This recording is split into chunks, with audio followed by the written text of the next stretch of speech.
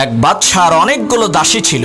সেই বাদশাহ তার দাসীদের মধ্য থেকে একজনকে খুবই ভালোবাসতেন, যার কারণে অন্য সমস্ত দাসীরা বাদশাকে বলতে লাগলো, হে মহামান্বিত বাদশাহ, অপরূপ সৌন্দর্যের অধিকারী মায়াবী রূপসী দাসীদেরকে ফেলে রেখে দেখতে তেমন সুন্দর না কুৎসিত একজন দাসীকে আপনি কেন এত বেশি ভালোবাসেন? তখন বাদশাহ বলল, তোমাদের এই প্রশ্নের উত্তর আমি আগামীকালকে দেব। পরের দিন বাদশাহ একটি কক্ষের মধ্যে তার সমস্ত দাসীদেরকে একত্রিত করে স্বর্ণরূপার মণিমুক্তা ছিটিয়ে দিয়ে বললেন, এই কক্ষের মধ্যে যত মূল্যবান জিনিস আছে তার মধ্য থেকে যে যেটা ধরে নিতে পারবে সেটা তার হয়ে যাবে। বাদশার এই কথা শোনা মাত্রই সমস্ত দাসীরা পারাপারি আর ধাক্কা ধাক্কি করে কে কার থেকে বেশি মণিমুক্তা কুড়াবে সেই প্রতিযোগিতায় নেমে গেল।